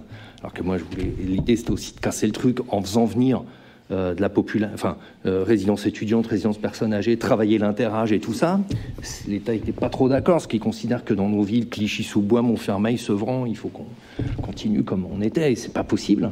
Donc ça a été très très violent avec l'État. Quand je dis très violent, c'est très très violent. Et il y a eu ça, il y a eu le rapport Borloo, il y a eu une situation où, voilà, quand vous n'êtes pas, il y a un moment, c'est difficile. Et puis vous savez, le matin, quand vous partez, moi j'ai amené tous les matins mes enfants à l'école, mais quand vous vous levez à 6h30 pour faire une première réunion à 7h, faut avoir l'agnac, quoi. Puis à un moment, quand tu te regardes dans ta glace et que tu te dis ça te fait chier, ben, faut se dire il y a peut-être autre chose, enfin voilà, faut penser à faire autre chose. Donc c'est tout ça qui entre en compte. Et puis bon, la situation politique nationale était voilà, l'histoire du rapport Borloo, tout ça a créé ce contexte-là, qui fait qu'à un moment, voilà, vous vous dites, il faut que l'histoire continue, elle doit continuer, il faut voir, est-ce que tu es capable d'avoir une nouvelle vie? Voilà, moi je... Il n'y avait pas aussi quand même quelque chose par rapport aux finances locales? Non, mais quand je dis mes rapports avec l'État, la complexité, c'est ça quand même, c'est aussi la question des finances locales. On est une ville maintenant, on est toujours à 20% de finances en moins qu'une ville de même strate. Voilà. Et on a essayé de développer des projets, enfin on arrive à faire vraiment bouger la ville. On va avoir deux gares de métro du Grand Paris, la ville va vraiment se transformer. Et ce que je voulais pas aussi, c'était, si vous voulez, moi j'ai bien connu le Valois, c'est la question aujourd'hui, une ville comme Sevran, dans les 15 ans qui viennent, faut pas que l'arrivée du métro permette aussi à avoir des projets qui font que finalement on change totalement la population. La population doit bouger. Mais on ne va pas changer tout le monde. Ceux qui vivent là et qui ont vécu la merde, ils ont le droit de bien vivre si ça change dans les 15 ans qui viennent. Donc tout ça, c'est des débats politiques de fond, j'entends. Mais pour pouvoir les mener, voilà, il y a un moment, ouais. Vous savez, les combats, j'ai dit quand j'ai fait ma grève de la faim, si je fais la grève de la faim aujourd'hui, c'est que j'y crois encore. Voilà, et je pense qu'on peut faire bouger les lignes et réussir à avancer, remobiliser, faire qu'on refasse de la politique dans ce pays, qu'on ait une vision des choses. Bon, voilà, moi, le constat que je fais, c'est que aujourd'hui, il n'y a rien de tout ça. Rien. Donc... Moi, je trouve donc, pour éviter un petit peu ce pantouflage, en fin de compte, au niveau des communes, et de voir des maires qui durent, enfin voilà, le maire de Crest se projette encore sur un 5e mandat, c'est effectivement aussi redevenir acteur et citoyen. Voilà, dont on a été dépourvu pendant des années, on a fait confiance, on était des consommateurs, loisirs, boulot, des choses comme ça, et puis on déléguait. Il faut arrêter de déléguer. Faut prendre ses responsabilités, mais par contre la société nous l'aide pas. On n'a pas la société n'a pas inventé un temps où on pourrait consacrer un temps démocratique de la vie pour s'inscrire dans la vie de la cité. On va dans les associations, après son boulot, et avec toute sa vie familiale, on s'inscrit là-dedans. C'est déjà donc une preuve, et on a un formidable vivier au niveau associatif en France. Je crois que c'est peut-être le premier employeur, si je dis pas de bêtises, hein, je suis pas du tout je connais pas les chiffres, mais c'est énorme. Mais en fin de compte, il faudrait un petit peu, à un moment donné, se dire qu'on pourrait changer les choses en donnant du temps, en le valorisant. Je ne sais pas par quelle manière, soit de la formation, soit peut-être se pose la question de l'indemnité, c'est toujours un peu problématique, mais en tout cas, trouver quelque chose, un levier qui nous fasse devenir acteurs vraiment de notre territoire. Et en fin de compte, ça permettrait de faire bouger les choses, parce que là, on a des égos qui restent en place, c'est horrible, ça noyote tout, c'est fatigant et c'est incroyable. Et il y a des personnes qui, du fait qu'on ne s'interroge pas parce que ça roule et on se dit, au final, il n'est pas si mauvais que ça. Enfin, moi, je vois des personnes de Cray, il y a des micro-trottoirs qui se font en ce moment, qui sont très éloignés de la politique, donc ils ne voient pas l'envers du décor, parce que c'est très violent en ce moment chez nous. Suite à un centre aquatique qui ne s'est pas fait, qui était la grande volonté du maire de Cray, et sur lequel, en fin de compte, on a in fine, après avoir mis 800 000 euros d'études, dit non, on ne le fera pas, ce centre aquatique. Voilà. Et en fin de compte, il y a des gens qui un peu éloignés, qui se disent au final, ça va, c'est bien géré. Enfin, ils sont éloignés en fin de compte. Donc l'idée, c'est de rapprocher les citoyens pour à un moment donné que ça change et qu'on puisse que ça puisse tourner. Voilà. Mais, excusez-moi, c'est aussi la question des partis politiques. Hein. Aujourd'hui, les partis politiques sont vides. Il n'y a plus personne. Mais être maire, être élu local, c'est aussi faire de la politique. Voilà. Et je rappelle qu'en France, on a plus de 500 000, on doit être à près de 600 000 élus locaux. 576 000. 576 000 élus locaux. C'est hallucinant. J'avais fait le compte aux dernières présidentielles. Je crois qu'il y a... avec les partis, tout ça, dans tout compris, il y avait 450 000 personnes qui avaient voté pour un projet présidentiel. Donc c'est même pas le nombre des élus. Vous voyez ? Et c'est ça un électeur sur 100 est conseiller municipal, en fait. Qui est inquiétant et qui est particulier ici. Tant qu'il n'y a pas une remise en cause du politique, de droite, de gauche, on s'en tape. Mais voilà, pour recréer des partis de masse, parce qu'aujourd'hui les gens... Enfin bon, après le monde politique, tel qu'il est, on n'y arrivera pas. Et moi, je vois en banlieue, chez nous, en Seine-Saint-Denis, aujourd'hui, ceux qui devraient être à la place des élus, élus, etc., vous les retrouvez dans les clubs. Hein. Moi, je suis un peu le foot en Seine-Saint-Denis, qui est un truc assez important quand même. Mais les présidents, les mecs de club et tout, ils devraient être aujourd'hui dans les mairies. Ils ont une meilleure vision, ils connaissent mieux les gens, ils sont organisés, ils sont structurés, ils sont plus politiques. Mais parce qu'on a bloqué. Parce que depuis des années... de gauche, de droite, du centre, chez les écolos, on a bloqué le fait de rentrer sur des partis de masse et de faire rentrer en politique tout un tas de gens qui ne correspondaient pas pour eux. Voilà. Et aujourd'hui, ces gens-là, vous les retrouvez. Vous les retrouvez dans le monde. Aujourd'hui, en Seine-Saint-Denis, le département y tient parce qu'il y a un monde associatif extrêmement fort. Allez voir le film de Ladji, Les Misérables, sur Montfermeil. Attendez, moi l'autre jour, il y a 2 jours, le soir, je bouffais avec une partie. Les acteurs, c'est des gars de Montfermeil. Ils sont normaux. Alors il y en a certains, tu les vois, tu dis, oh putain, merde, mes papiers. Mais c'est ça. Et la vie, elle est là. Et les mecs, ils arrivent à faire un film, ils sont tous morts de rire en allant aux Oscars. Hein, ils sont tous morts de rire. Mais ils sont là. C'est-à-dire que le talent est là. Ils demandent quoi ? Ils demandent qu'à exister. Mais la classe politique dans son ensemble a bloqué ça. Il me semble, Anne-Cécile Douillet, vous pourrez peut-être me donner le chiffre exact, mais il me semble qu'il y a quand même énormément d'élus locaux qui ne sont pas encartés, qui ne sont pas adhérents à des partis politiques, qui sont sans étiquette. Ça y est, on l'est, il me semble. Il n'y a pas d'étiquette à ça. Non, il n'y a pas d'étiquette, ouais. Il y a combien d'adhérents aujourd'hui dans les partis politiques en France ? Il paraît que les LR sont plus que 50 000, il paraît. Ah ouais, non, mais c'est rien du tout. De toute façon, ça n'a jamais été très fort en France. Est-ce qu'il faut encarter son maire ? Les questions, ce sera à la fin, si ça ne vous dérange pas. Ça n'a jamais été important. Mais oui, mais la classe politique... Est-ce qu'il faut encarter son maire ? Ce qui n'empêche pas que beaucoup de maires sont... Enfin, la tendance... est plutôt une tendance à une plus grande partisanisation, si je puis dire, de la vie politique locale. C'est-à-dire que finalement, aujourd'hui, il y a beaucoup plus, par exemple, si je change d'échelle, de conseillers départementaux encartés que dans les années 60. C'est-à-dire que malgré tout, la tendance historique, ça a été plutôt quand même une partisanisation. Donc avec cette idée que malgré tout, l'affichage politique devenait une condition de l'éligibilité. Alors ça s'affaiblit un petit peu, mais malgré tout, même en ce moment, les gens peuvent parfois cacher leur étiquette partisane, mais ça ne veut pas dire qu'ils n'en ont pas. C'est-à-dire qu'il y a quand même tout un jeu, souvent au moment des élections municipales, qui est plus un jeu de cacher son appartenance à un parti, mais qui pourtant existe. Donc, quand même, les élus locaux, enfin pas forcément les conseillers municipaux, mais les maires sont quand même très souvent membres d'un parti politique, en tout cas dans les grandes villes. Effectivement, dans les petites communes, c'est beaucoup moins vrai, quoi. Mais... Bon, moi je voudrais revenir aussi un petit peu sur la question de la gestion d'une collectivité. On voit qu'il y a des contraintes budgétaires. J'ai pas forcément envie de faire des conclusions hâtives, mais peut-être que l'État tient un petit peu les collectivités par les cordons de la bourse. Dans votre livre, Anne-Cécile Douillet, vous parliez de la mobilisation du rôle du maire pour mobiliser plusieurs acteurs sur le territoire. Donc ça veut dire les associations, ça veut aussi dire les entreprises. Stéphane Gatignon, vous avez été maire de Sevran donc pendant 17 ans. Sevran qui a été frappé par le départ des usines Kodak et Westinghouse dans les années 1990. Alors ma question, c'est comment est-ce qu'on travaille avec les entreprises sur un territoire et comment est-ce qu'on maintient l'emploi dans une ville ?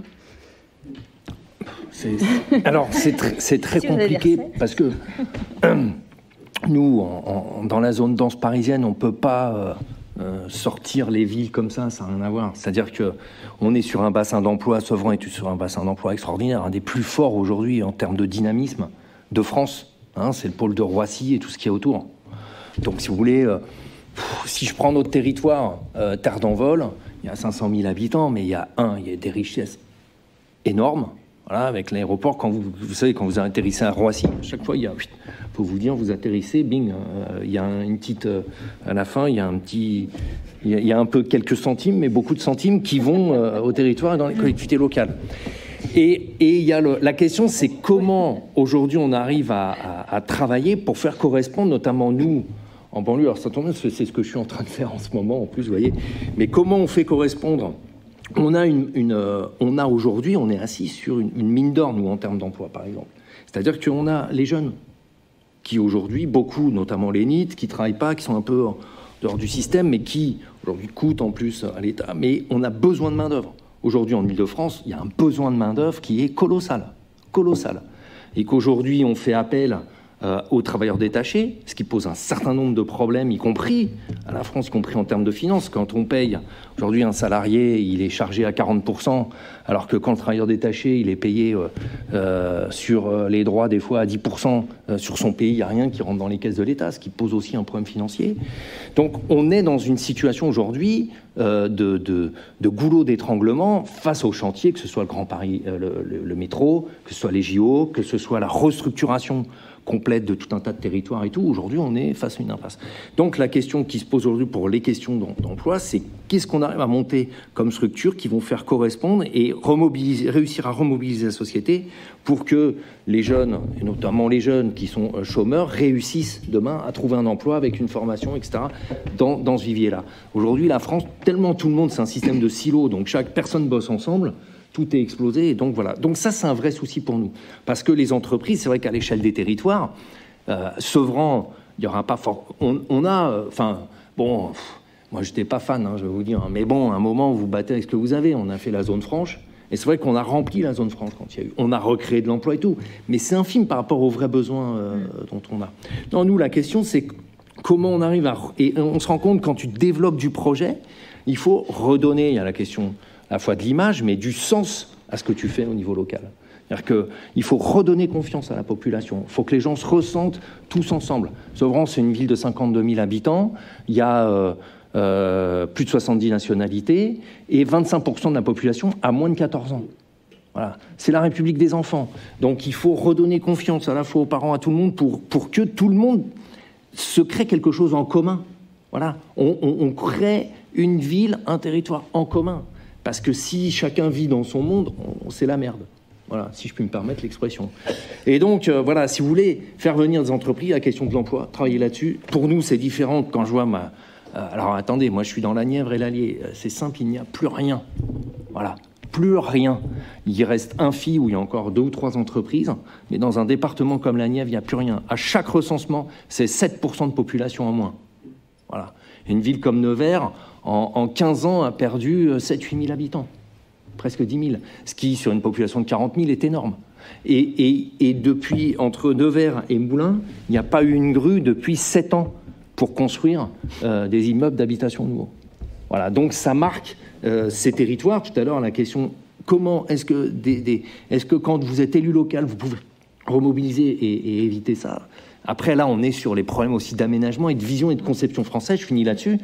C'est la question du TGV en France. Les Allemands ont fait le train pendulaire, qui va partout, qui utilise les voies, qui va 25 km moins vite, mais ça, on s'en fout, et qui est adaptable. En France, on a choisi le TGV, avec des nouvelles lignes qui foutent quand même le bordel, qui coûtent très cher, et qui restructurent totalement l'organisation du territoire, et qui est en train de flinguer au cœur notamment de la France, puisque nous, on n'est pas très loin de la Creuse, enfin, etc. Tout ça, parce qu'on n'a pas les transports. Justement, dans les communes rurales, comment est-ce qu'on fait pour rendre ces territoires attractifs, attirer des entreprises, les maintenir, les faire fonctionner quand on est maire? Alors, à Saillant, on n'a pas d'aéroport. On a un aérodrome, mais en fin de compte, je ne pense pas recevoir de chèque. Mais bon, les planeurs, c'est léger. Les chèques doivent s'envoler.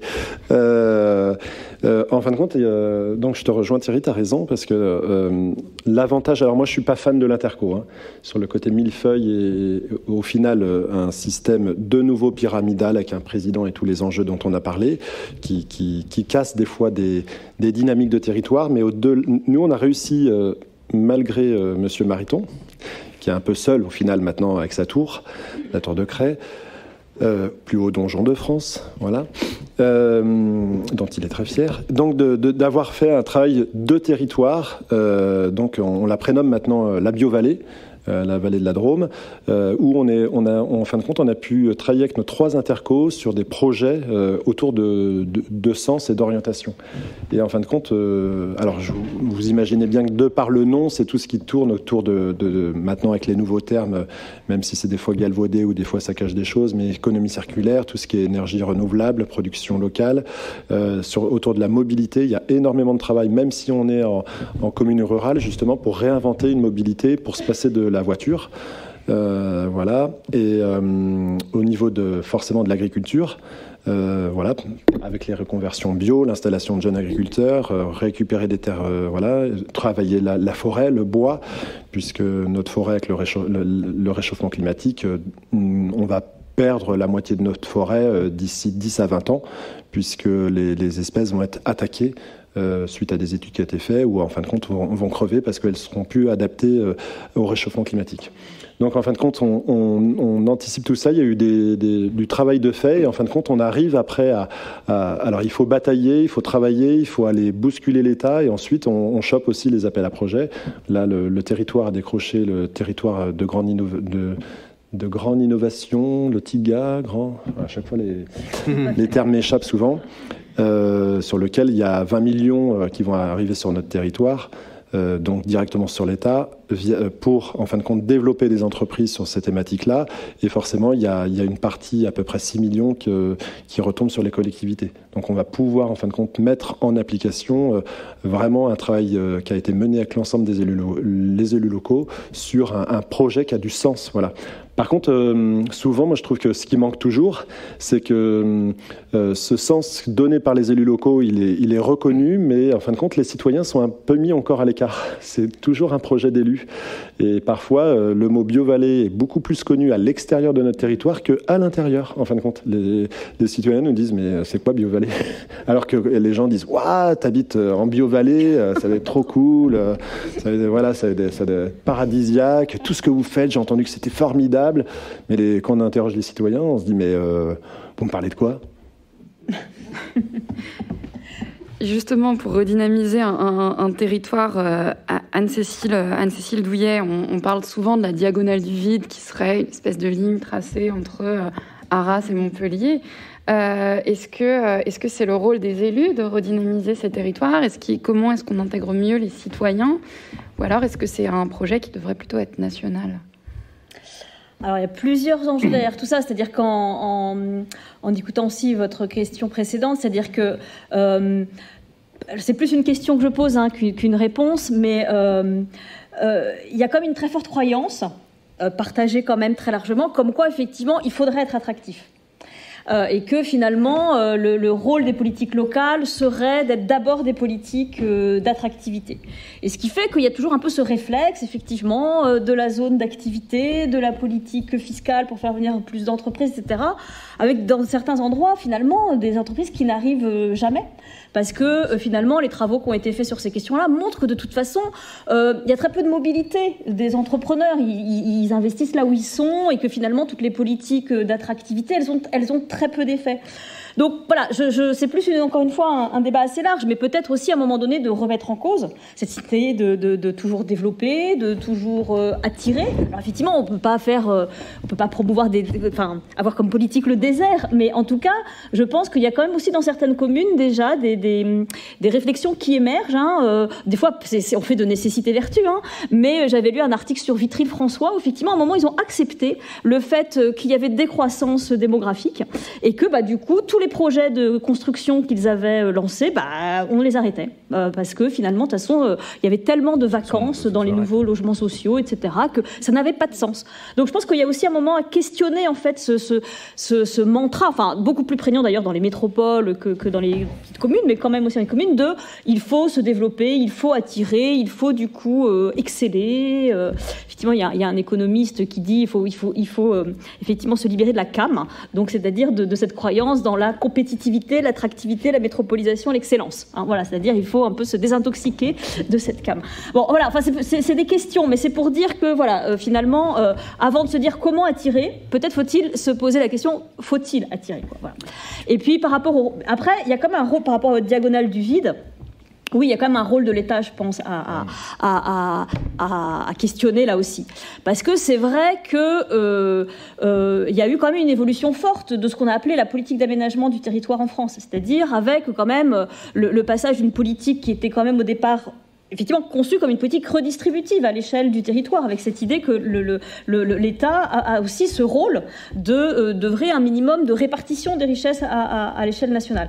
Et que finalement, avec toutes ces multiplications, vous évoquiez tous ces appels à projets, etc., on a un peu changé la logique, où c'est finalement toujours les territoires où il y a suffisamment de ressources, de dynamisme, de moyens pour répondre à ces appels à projets qui vont finalement obtenir leurs ressources. Et donc, même si il y a certains de ces appels à projets qui permettent d'investir spécifiquement dans des territoires ruraux, la logique sous-jacente est quand même toujours l'argent va, si ce n'est à l'argent, va au dynamisme minimal. Voilà. Donc, il y a effectivement à questionner, à un moment donné, quand même une politique nationale de répartition territoriale des richesses. Oui, là-dessus, il me semble que c'est important. Juste deux mots, parce que je compléterai ça, je suis tout à fait d'accord. Déjà, moi je vois une ville comme Nevers, c'est vrai que les choix d'aménagement en ville, les 5 dernières années, sont tous catastrophiques. Mais en plus, quand ils commencent un truc, tu sais que ça va pas le faire. Et ça, c'est quand même assez impressionnant. Bref. La question, elle a été tranchée. C'est pour ça que je dis, moi, je pense je dirais un mot aussi, je pense que le maire, il est aussi là pour faire de la politique, sinon ça sert à rien. Et puis, y compris, il doit parler à la société. Mais j'en reviens à tout à l'heure, c'est quand même aussi qu'est-ce qu'on veut faire de notre France. C'est-à-dire qu'il y a eu des choix qui ont été faits dans la décentralisation en 83, qui ont ancré ça. Et le principal choix de 83 avec Defer, il y avait 2 choix. Soit, c'est la question de la taxe professionnelle. Soit la taxe professionnelle revenait à l'époque au niveau régional et était redistribuée par habitant, soit les communes qui avaient de la taxe professionnelle gardaient cette taxe professionnelle. Et le choix qui a été fait, puisqu'en plus à l'époque l'Assemblée était beaucoup des députés maires, ce qu'on a connu jusqu'au moment, et l'anecdote sur la loi sur l'évolution Borloo que j'ai cité tout à l'heure sur les finances locales, le lobby des maires des grandes villes de France qui correspondait quasi totalement aux députés principaux des différents groupes politiques, ont choisi la deuxième solution, de faire que l'argent de la taxe professionnelle reste dans les communes où les entreprises allaient. Et à partir de là, en faisant ce choix en 83, on a créé cette inégalité fondamentale en France entre collectivités territoriales dont on est toujours en train de crever, encore plus aujourd'hui. Et donc, tant qu'on ne remettra pas ça en cause et qu'on ne pourra pas rediscuter, et je reviens là-dessus, vous me parlez politiquement, 83, c'est la gauche au pouvoir. C'est un ministre qui s'appelait Gaston Defferre qui porte ça. C'est l'alliance à l'Assemblée nationale des groupes politiques, du Parti communiste à l'époque, au Parti socialiste et à la droite. Parce que les gens venaient de ces grandes villes. Et donc, ce qui fait que ce qui, à l'époque, allait encore, y compris dans ma famille politique de l'époque, le Parti communiste, où on est encore sur des territoires où on croit que les usines qui ferment vont réouvrir. Ce qui était hallucinant, mais chacun a le droit de fumer maintenant quand il veut. Mais ils se sont retrouvés derrière coincés. Et on a vu ces territoires appauvris. Dire dans 6 ans, et comment on fait la solidarité derrière? Les seules mesures qui ont été prises pour essayer ça a été la création de la dotation de solidarité urbaine. Je rappelle une chose qui est très importante, c'est qu'aujourd'hui en France, et ça on le dit pas assez quand je le dis tout le monde, mais c'est qu'aujourd'hui, quand vous augmentez la dotation de solidarité urbaine, on est lié à la dotation de solidarité rurale. Ce qui fait que quand la dotation de solidarité urbaine augmente, la dotation de solidarité rurale augmente. Voilà. Donc c'est important, on a un lien très étroit entre la banlieue et le monde rural le plus fragile aujourd'hui dans ce pays. Mais bon, malheureusement, on ne le reprend pas assez. Mais voilà, tant qu'on ne revient pas, en termes de finances locales là-dessus, avec des choses simples qui sont sur les valeurs, l'égalité. Voilà, l'égalité. Eh bien, il faut revoir la question des finances locales, non pas simplement en sucrant l'argent, mais en revoyant toutes ces finances locales à partir de ça. Et on aura une autre concept. Parce que qu'est-ce qui se passe aujourd'hui? La richesse va toujours au même endroit. De plus en plus. Ce qui fait que vous avez des territoires, aujourd'hui comme le nôtre, enfin en Île-de-France, qui deviennent, putain, mais il y a de l'argent chez nous. Enfin, je n'aurais pas vous dire ça comme ça, mais c'est fou. Il y a du pognon, c'est un truc de fou. Et les collectivités locales aussi, il y a plein de pognon. Et en même temps, il y a tout un tas d'endroits où il n'y a plus de pognon du tout. Et aujourd'hui, si je reprends la Nièvre, par exemple, c'est le département où on a en termes c'est où l'État met le plus d'argent en termes de soutien social par habitant. Vous voyez, c'est pas dans nos territoires. Voilà. Et puis je rajouterai aussi une chose dans ces oppositions qu'on est en train de structurer, c'est l'école. Moi, je vois chez moi, il y a maintenant les écoles primaires, c'est plus que le chef-lieu de canton, Saint-Pierre-le-Moutier, et les classes, ils sont 30 par classe, 30. Voilà. Et qu'est-ce qu'on me dit au bistrot? Ouais, putain, l'école. Et les gens, ils me disent, mais l'argent, il va chez toi. Ah, en disant, parce que, effectivement, nous, on est la moitié de la ville est en REP, donc effectivement, on a les cours préparatoires à 12 élèves. Donc, ils disent, notre enseignant, il a été piqué du village, et ils ont regroupé, pour aller en banlieue. Voilà. En gros, pour eux, c'est chez les nègres et les arabes. Voilà. Mais vous opposez la société comme ça aujourd'hui. Tant les mecs qui votent à 35% chez moi, à 35 à 40% Front National, je leur dis au bistrot, putain, vous n'avez pas vu un noir depuis 20 ans peut-être. Comment c'est possible d'être aussi raciste que ça? Alors que c'est un truc de fou. Mais c'est cette opposition. Donc finances locales, oui, une réforme. La réforme est par 83. Et le débat, il est politique. Est-ce qu'on va vers de l'égalité entre les communes ou pas? Et c'est ça. Et la clé, elle est là, hein. Parce que lui, effectivement, le truc de fou, c'est l'histoire des projets. C'est-à-dire que toutes les villes riches chez nous, ils lancent ces projets. Mais moi, je me suis battu à l'ANRU, et d'ailleurs, j'avais obtenu à l'époque, mais j'avais bien fait chier le déplafonnement. Parce qu'au début, l'ANRU, il y avait un problème. C'est que les villes devaient financer à minima 50%. Mais je dis, mais tu refais moi, j'avais besoin de refaire les 3/4 des écoles. Elles étaient pourries. Je dis, mais attendez, une école... allez, tu refais une école, si c'est 5 millions d'euros, mais la ville, elle est incapable de mettre 2 millions d'euros. Donc j'avais obtenu le premier déplafonnement de l'ANRU à 70%. Et après, il y avait un plafonnement, on ne pouvait pas cumuler les aides, hein, d'autres trucs. Et on a obtenu un deuxième déplafonnement. Voilà. Ce qui fait que moi, j'ai des objets à Sevran qui ont été, et c'est vrai, j'ai des gymnases qui ont été, des lieux culturels qui ont été subventionnés à 97-98%. Mais là encore, il a fallu de la bataille et les faire chier à mort. Hein. Voilà. Et c'est un moment fatigué. Alors, ce sera ma dernière question pour qu'ensuite on puisse passer aux questions dans la salle. Selon le GIEC, donc le groupe d'experts intergouvernemental sur l'évolution du climat, 50 à 70% des leviers d'action pour endiguer la prolifération des émissions de gaz à effet de serre ou l'adaptation au changement climatique pourraient être actionnés à l'échelle locale. On fait comment ? Nous, on a essayé de... Là, on finalise la révision du PLU. Enfin, c'est fini. Là, on est dans la dernière ligne droite, c'est le côté administratif. On voulait être très précurseur et au final, on n'est pas aidé. Parce qu'en fin de compte, on ne peut pas imposer... on voulait imposer pas mal de choses vis-à-vis des constructions neuves. Et au final, non, on ne peut pas. Donc on a fait des prescriptions, on a essayé d'essayer de marquer pas mal de choses. Et on va, parce que le PLU c'est indigeste, vous arrivez dans une commune, vous ne savez même pas ce que c'est, et vous voulez faire construire une maison, et puis vous allez voir un promoteur ou un gars qui vend des maisons, et puis vous déposez votre permis. L'idée c'est de faire un document, en fin de compte, qui didactique et pédagogique, qui permet, en fin de compte, de dire bienvenue dans notre commune, si vous construisez, tenez. C'est ce qui est marqué dans le PLU. En fin de compte, il y a des orientations à prendre pour anticiper l'avenir, concernant tout ce qui va se passer par rapport et s'adapter au réchauffement climatique. Mais en fin de compte, on voulait être super, faire plein de choses. On a été voir, on a été creuser en France, essayer de voir des exemples. Et en fin de compte, on a été un peu déçus. Alors bon, il est quand même pas mal, mais en fin de compte, très peu de leviers par rapport à ça. Alors par contre, après, au niveau des politiques communales, il y a un peu plus de marge de manœuvre. La première opération, on a été élu. 6 mois plus tard, on mettait l'extinction de l'éclairage nocturne en place. Et qui n'a pas suscité des grands débats sur les incivilités. On n'a pas de caméra, mais on a de l'incivilité aussi en milieu rural. Tag, plein de trucs, les bagnoles, des trucs comme ça, mais comme partout. Mais voilà, et au final, on a fait sur notre commune 10 000 € d'économie par an. Et on a économisé 46% d'énergie. On peut aller encore plus loin parce qu'il y a du passage au LED, il y a pas mal de travail à faire, mais c'est de l'investissement. On a changé notre flotte de véhicules. Alors, je suis pas spécialement pour les véhicules électriques, mais au final, pour l'instant, on a fait cette démarche-là. On est en train de travailler sur des véhicules hydrogène dans la vallée.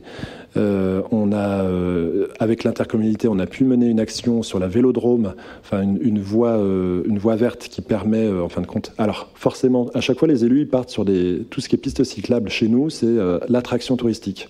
Bon, en fin de compte, c'est vraiment le truc qui fait. Mais en fin de compte, à chaque fois qu'il y a une voie verte chez nous, c'est tous les gens du coin qui s'en servent. Voilà. Les touristes, ils doivent représenter peut-être 10% parce qu'on nous fait miroiter qu'ils amènent un panier, ils arrivent avec un panier de 70 € par jour, etc. Mais globalement, ça sert d'abord les habitants qui font du domicile-travail, qui vont faire du loisir, des choses comme ça.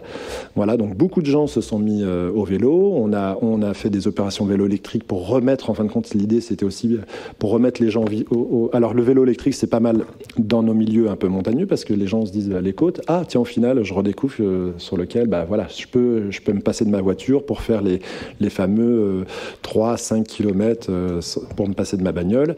Et puis il y a eu donc des achats groupés ensuite faits. Voilà, on a fait des groupes d'achats groupés pour donc en fin de compte beaucoup d'actions autour de la mobilité, de l'énergie avec la rénovation. On a créé une plateforme de la rénovation énergétique.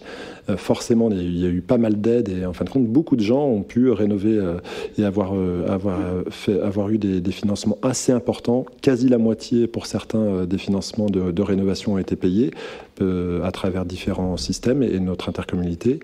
Et ça a pu permettre pour certains de diviser leur facture par 5. C'est énorme, et 78% d'économie d'énergie en moyenne. Ensuite, il y a tout ce qui est le développement des économies renouvelables.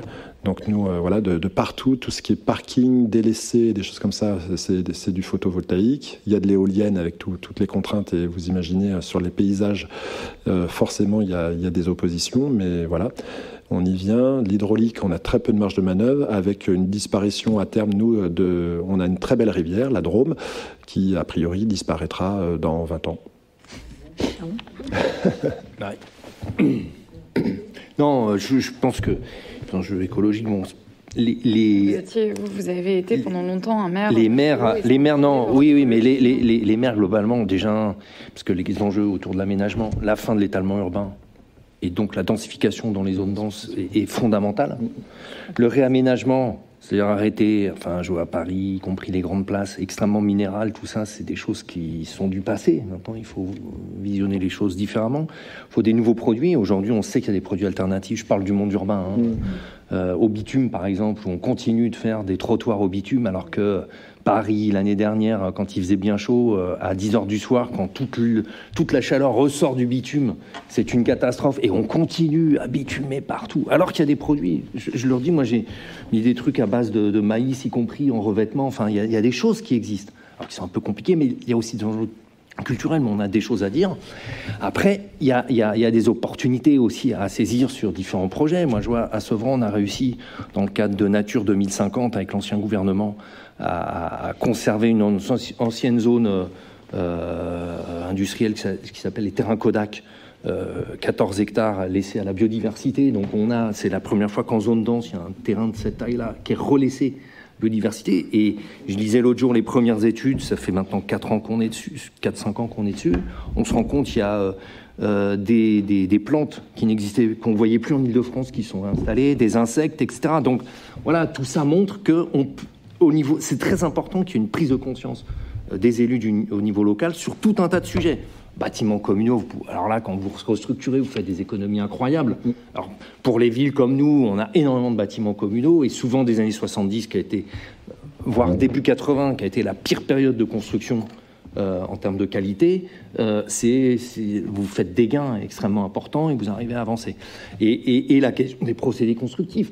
Après, sur l'habitat, aujourd'hui, je l'ai dit un moment tout à l'heure, la question de la promotion, notamment chez nous, c'est que les mecs, les promoteurs, on ne les pousse pas du tout à travailler ces questions des nouveaux procédés constructifs et de comment on construit. On a réussi, nous.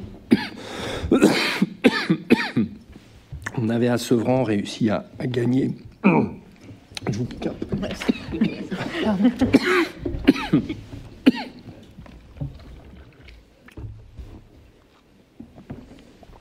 Avec l'excavation des terres du métro du Grand Paris, on a monté un projet qui a eu le concours du Conseil de l'Europe, et donc qui est financé pour créer une structure d'usine qui fabrique des briques en terre crue. Et ensuite, on peut imposer dans les constructions d'aménagement, notamment avec Grand Paris Aménagement, la construction d'immeubles en terre crue. Voilà. C'est tout ça qu'il faut réussir à... Mais c'est clair que le local, là-dessus, a un rôle à jouer. Vous venez d'écouter un podcast de la Bibliothèque nationale de France. Retrouvez les conférences, rencontres et créations de la BNF sur toutes les plateformes de podcast, ainsi que sur le site bnf.fr.